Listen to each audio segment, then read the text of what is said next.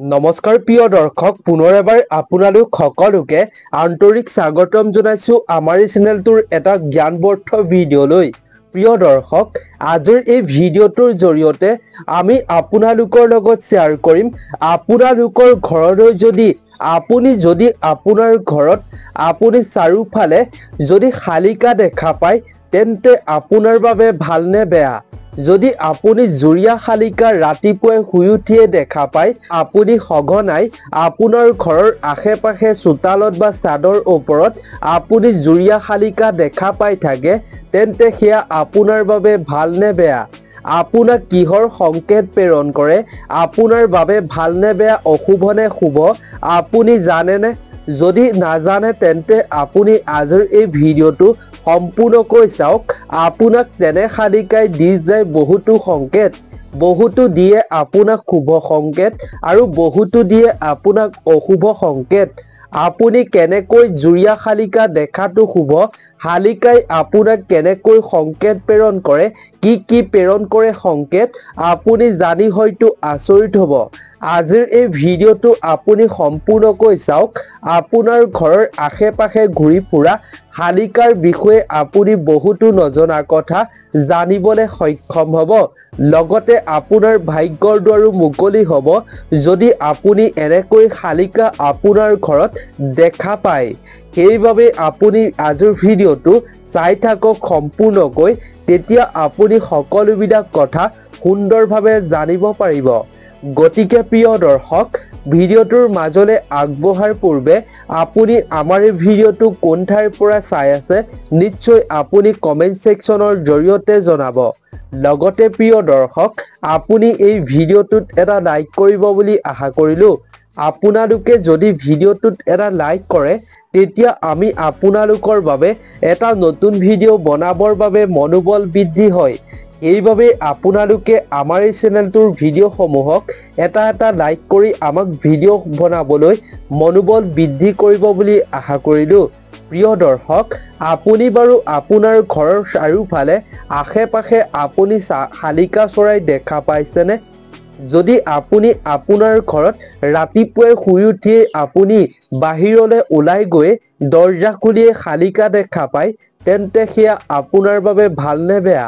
আপুনি জুৰীয়া শালিকা দেখা পালে কি হয় আৰু এটাকৈ আপুনি শালিকা দেখা পালে কি হয়, আপুনিও নিশ্চয় কেতিয়াবা লক্ষ্য কৰিছে। আপুনি যেতিয়া ৰাতিপুৱা শুই উঠি দৰ্জা খুলি বাহিৰলৈ ওলাই যাব, তেতিয়া আপুনি যদি সন্মুখত আপোনাৰ এহাল জুৰীয়া শালিকা দেখা পায়, তেতিয়া আপোনাৰ মনলৈ এটা কথা অৱশ্যেই আহে যে আজিৰ দিনটো কেনেদৰে পাৰ হ'ব। আজি ৰাতিপুৱাই মই জুৰীয়া শালিকা দেখা পালোঁ, ইয়াৰ ফলত দিনটো কিবা অঘটন হ'ব নেকি, বা কি ভাল হ'ব, কি অশুভ হ'ব, আপুনি তাৰ বিষয়ে হয়তো এদিন নহয় এদিন চিন্তা কৰে। বহুতো ব্যক্তিয়ে এনেকৈ যদি চৰাই-চিৰিকটি দেখা পায় তেন্তে তেওঁলোকে বহুতো চিন্তাত পৰে। আজিৰ এই ভিডিঅ'টো আমি আপোনালোকৰ বাবে প্ৰস্তুত কৰা হৈছে, যিটো ভিডিঅ'ত আমি আপোনালোকক জনাম শালিকা চৰাইয়ে দিয়া কিছুমান শুভ সংকেত আৰু কিছুমান অশুভ সংকেতৰ বিষয়ে। আপুনি জুৰীয়া শালিকা দেখা পালে কি হয় তাৰ বিষয়ে জানিব পাৰিব আজিৰ ভিডিঅ'টোত। তেন্তে আহক বেছি পলম নকৰি আজিৰ এই ভিডিঅ'টোৰ আমি মূল বিষয়বস্তুলৈ আগবাঢ়ো। তাৰ আগতে প্ৰিয় দৰ্শক, আপুনি যদি প্ৰথমবাৰৰ বাবে আমাৰ এই চেনেলটোৰ ভিডিঅ' চাই আছে তেন্তে প্ৰিয় দৰ্শক, আমাৰ এই চেনেলটো ছাবস্ক্ৰাইব কৰি ছাইডত থকা ঘণ্টাৰ দৰে আইকনটো অল কৰি আপুনি ৰাখিব, যাতে আমি প্ৰতিদিনে দিয়া নতুন ভিডিঅ'সমূহ আপুনি সকলোতকৈ আগত দেখিবলৈ পায় আৰু প্ৰতিদিনে আপুনি এটা নজনা কথা জানিবৰ বাবে সক্ষম হ'ব পাৰিব এই চেনেলটোৰ জৰিয়তে।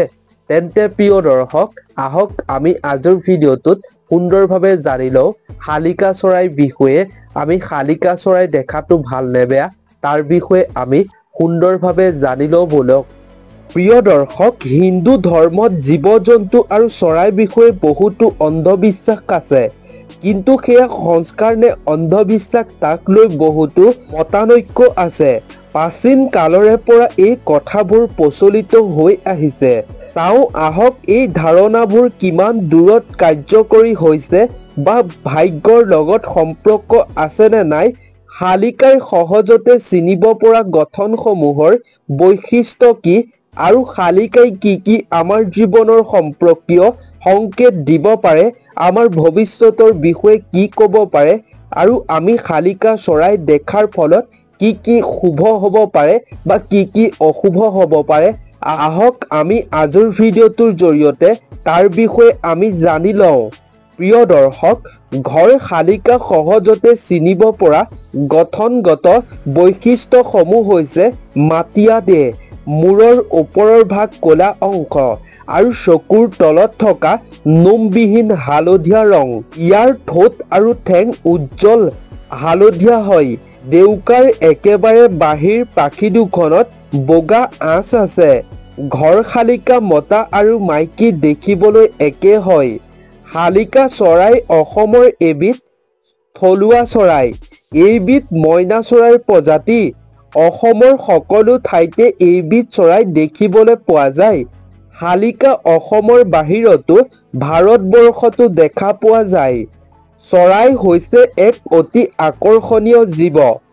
এইবোৰ আমাৰ চৌপাশে গান গাই ঘূৰি ফুৰে, আমাৰ ঘৰৰ আশে-পাশে ঘূৰি ফুৰে আৰু আমাক আনন্দ দিয়ে। আমি হয়তো চৰাইৰ বিষয়ে বহুতো নজনা কথা জানো। চৰাইৰ বাসস্থান গছৰ ওপৰতে বাস কৰে। প্ৰায় কিছুমান ঘৰৰ আশে-পাশে বা ঘৰৰ ভিতৰতো চৰাই বাঁহ সাজিবলৈ আৰম্ভ কৰে। এখন ঘৰত চৰাই বাঁহ সাজিবলৈ আৰম্ভ কৰে, সেইখন ঘৰলৈ সৌভাগ্য আহে, সুখ আৰু সমৃদ্ধি আহে বুলি শাস্ত্ৰত কোৱা হৈছে। প্ৰিয় দৰ্শক, চৰাই আমাৰ চৌপাশৰ এক গুৰুত্বপূৰ্ণ অংশ। এইবোৰ আমি সকলো যত্ন লওঁ যাতে সিহঁতৰ বাসস্থান ধ্বংস নহয় আৰু সিহঁতৰ বাবে খাদ্যৰ কেতিয়াও যাতে অভাৱ নহয়। মানুহৰ আশে-পাশে বসবাস কৰাত আভ্যন্তৰীণ চৰাইবোৰৰ ভিতৰত শালিকা অন্যতম। এই চৰাইবিধৰ সৈতে মানুহৰ সম্পৰ্কও নিবিড়। আমোদজনক কথাটো হ'ল যে অন্য প্ৰায় চৰাইৰ দৰে শালিকাই কেৱল প্ৰজননৰ সময়তহে সংগী বিচাৰি লৈ জোৰ নাপাতে। তাৰ পৰিৱৰ্তে প্ৰায় শালিকাই দীৰ্ঘদিন ধৰি বা আজীৱন জোৰ পাতে বুলি জনা হয়। গতিকে এনে জনবিশ্বাসে নিশ্চিত প্ৰাকৃতিক সুৰক্ষা পৰ্যবেক্ষণৰ পৰা উপলব্ধি জ্ঞানকে সূচায়। শালিকা বুলিলেই আমাৰ মনলৈ আহে পুৱা গধূলি ঘৰৰ আশে-পাশে দেখা পোৱা ঘৰ শালিকাৰ ছবিখন। আমাৰ অসমত পিছে ইয়াৰ বাহিৰেও অন্য কেইবিধ শালিকাৰ প্ৰজাতি পোৱা যায়। এই শালিকা জাতিৰ চৰাইবোৰৰ শৰীৰৰ বৈশিষ্ট্য হ'ল ইহঁতৰ নেদেউকা দেহ আৰু চুটি জোঙা নেজ। ইহঁতে সাধাৰণতে জাক পাতি থাকে, স্বভাৱত হুলস্থুলীয়া। প্ৰিয় দৰ্শক, ৰাতিপুৱা শুই উঠি আপুনি যুৰীয়া শালিকা দেখিলে কি হয় আৰু এটা শালিকা দেখিলে কি হয় তাৰ বিষয়ে জনোৱাৰ পূৰ্বে আপোনালোকক আৰু দুটামান বেলেগ বিষয়ত আপোনালোকক কথা ক'ম, যিকেইটা আপুনি যদি ৰাতিপুৱাই হওক বা যিকোনো কামত যোৱাৰ সময়তেই হওক আপুনি দেখা পোৱাটো অত্যন্ত শুভ। আপুনি তাৰ বিষয়েও জানি লোৱাটো খুবেই জৰুৰী। সেয়া হৈছে প্ৰিয় দৰ্শক, গৰু পোৱালিটোক অতি শুভ লক্ষণ বুলি গণ্য কৰা হয়। যদি প্ৰিয় দৰ্শক আপুনি যিকোনো শুভ কামৰ পূৰ্বেই যদি আপুনি গৰুক খাদ্য খুৱায়, তেন্তে আপুনি যি কামৰ বাবে ওলাই যাব সেই কামটোত আপুনি সম্পূৰ্ণ সফল হ'ব বুলি শাস্ত্ৰত বিশ্বাস কৰা হয় আৰু বিশ্বাস কৰিয়ে চলি অহাও হৈছে। যদি আপুনি যিকোনো কামলৈ যোৱাৰ পূৰ্বে আপুনি যদি গৰু পোৱালি দৰ্শন হৈ যোৱাৰ আগতে তেন্তে আপোনাৰ বাবে মংগল বুলি কোৱা হৈছে। কেৱল ইমানেই নহয়, ঘৰত যদি কৰ্কশ মাতেৰে কাউৰীয়ে চিঞৰাটো অত্যন্ত অশুভ। কাউৰীয়ে যদি শৌচ কৰে তেন্তে সেয়া অতি অশুভ। প্ৰিয় দৰ্শক, যদি কেতিয়াবা চৰাই মূৰৰ ওপৰেদি উৰি যায় তেন্তে এয়া অশুভ। কিন্তু প্ৰিয় দৰ্শক, চৰাই যদি মানুহৰ ওপৰত শৌচ কৰে তেন্তে ইয়াক অতি শুভ বুলি গণ্য কৰা হৈছে। আপোনাৰ মূৰৰ ওপৰেদিও কেতিয়াবা চৰাই উৰি গৈছে নেকি? আৰু কেতিয়াবা চৰায়ে বাৰু আপোনাৰ গাত মূৰৰ ওপৰতেই হওক বা গাতেই হওক ওপৰত বাৰু শৌচ কৰিছে নেকি তেন্তে এয়া অতি শুভ বুলি গণ্য কৰা হৈছে। প্ৰিয় দৰ্শক, সোঁহাত বা সোঁ চকু কঁপিলে বেয়া, কিন্তু বাওঁ চকু আৰু বাওঁ চকুৰ ক্ষেত্ৰত ইয়াৰ বিপৰীত প্ৰভাৱ পৰে। ঘৰত প্ৰজাতিৰ প্ৰৱেশে ভাল খবৰ কঢ়িয়াই আনে ঘৰখনলৈ, কিন্তু জোৰকৈ পখিলা ধৰিলে তাৰ ফল বেয়া হ'ব পাৰে। তাৰ প্ৰতি আপুনি সাৱধান হোৱাটো খুবেই জৰুৰী। প্ৰিয় দৰ্শক, ভুলতে কাপোৰ ওলোটাকৈ পিন্ধাটো অতি ভাল লক্ষণ বুলি কোৱা হয়, কিন্তু ইচ্ছাকৃতভাৱে এনে কৰিলে ওলোটাটোহে হ'ব পাৰে, ইয়াৰ বিপৰীতহে হ'ব।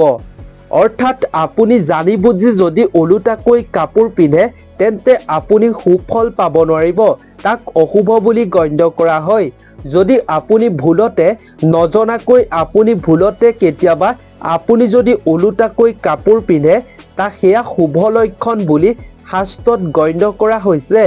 আপুনিও বাৰু কেতিয়াবা কাপোৰ পিন্ধোতে ভুলতে নজনাকৈ আপুনি ওলোটাকৈ কাপোৰ পিন্ধি পাইছেনে? যদি পাইছে তেন্তে নিশ্চয় কমেণ্ট ছেকশ্যনত জনাব। প্ৰিয় দৰ্শক, এইবাৰ আমি সুন্দৰকৈ জানি লওঁ আহক, ৰাতিপুৱা শুই উঠি আপুনি এটা বা জুৰীয়া শালিকা দেখিলে কি হয়, কি সংকেত আপুনি লাভ কৰে। এটা শালিকা দেখিলে কি সংকেত লাভ কৰে আৰু জুৰীয়া শালিকা দেখিলে আপুনি কি সংকেত লাভ কৰে, আহক আমি এইবাৰ তাৰ বিষয়ে সুন্দৰভাৱে জানি লওঁ। প্ৰিয় দৰ্শক, আমি সকলোৱে জানো যে ৰাতিপুৱা এটা শালিকা দেখাটো অত্যন্ত অশুভ, কিন্তু প্ৰিয় দৰ্শক, আনহাতে জুৰীয়া শালিকা দেখিলে ভাগ্য ঘূৰি আহে বুলিও কোৱা হয়, ভাগ্যৰ দুৱাৰ মুকলি হ'ব। এইটো সঁচা যে এটা শালিকা দেখাটো অশুভ, জুৰীয়া শালিকা দেখাটো অত্যন্ত মংগল। যদিহে প্ৰিয় দৰ্শক আপুনি ৰাতিপুৱা শুই উঠিয়ে এটা শালিকা দেখা পায়, অৰ্থাৎ এটাকৈ থকা শালিকা আপুনি দেখা পায়, তেন্তে আপোনাৰ বাবে অশুভ, আপোনাৰ দিনটো অশুভ। সেয়েহে আপুনি তাৰ প্ৰতি লক্ষ্য ৰাখিব। আৰু যদি আপুনি ইয়াৰ বিপৰীতে যদি শুই উঠি ৰাতিপুৱা দৰ্জা খুলিয়ে আপুনি জুৰীয়া শালিকা এযোৰ শালিকা আপুনি আপোনাৰ সন্মুখত দেখা পায়, তেন্তে ইয়াক অত্যন্ত মংগল বুলি কোৱা হৈছে। ইয়াৰ ফলত আপুনি গোটেই দিনটোত আপোনাৰ ভাগ্যত খুব ভাল ফল পাবলৈ সক্ষম হ'ব। দিনটো আপোনাৰ মংগলময় বুলি শাস্ত্ৰত গণ্য কৰা হৈছে। আপোনাৰ ঘৰৰ আশে পাশে জুৰীয়া শালিকা আপুনি ৰাতিপুৱাই হওক বা পুৱা গধূলিয়েই হওক দেখাটো অত্যন্ত শুভ। প্ৰিয় দৰ্শক, আজিৰ এই ভিডিঅ'টো ইমানেই আছিল। আশা কৰোঁ ভিডিঅ'টো চাই নিশ্চয় ভাল পালে। নিশ্চয় জানিব পাৰিলে আপুনি আপোনাৰ ঘৰৰ আশে পাশে ৰাতিপুৱা আপুনি শুই উঠি শালিকা দেখিলে জুৰীয়া শালিকা কি হয় তাৰ বিষয়ে নিশ্চয় সুন্দৰভাৱে জানিব পাৰিলে। গতিকে আজিৰ ভিডিঅ'টো ইমানেই আছিল। যদি ভিডিঅ'টো চাই ভাল পালে প্ৰিয় দৰ্শক, তেন্তে আপোনাৰ বন্ধুবৰ্গ আত্মীয় স্বজনৰ লগতো যিমান পাৰে আজিৰ ভিডিঅ'টো শ্বেয়াৰ কৰি দিব বুলি আশা কৰিলোঁ, যাতে তেওঁলোকেও এইখিনি কথা সুন্দৰভাৱে জানিব পাৰে। গতিকে প্ৰিয় দৰ্শক, নতুন এটা ভিডিঅ' প্ৰস্তুত কৰি পুনৰ এবাৰ আপোনালোক সকলোকে লগ পাম। আপোনালোক সকলো ভালে থাকক, সুস্থ থাকক, তাৰে আমিও কামনা কৰিলোঁ। আজিৰ এই ভিডিঅ'টোৰ পৰা বিদায় লৈছোঁ। ধন্যবাদ।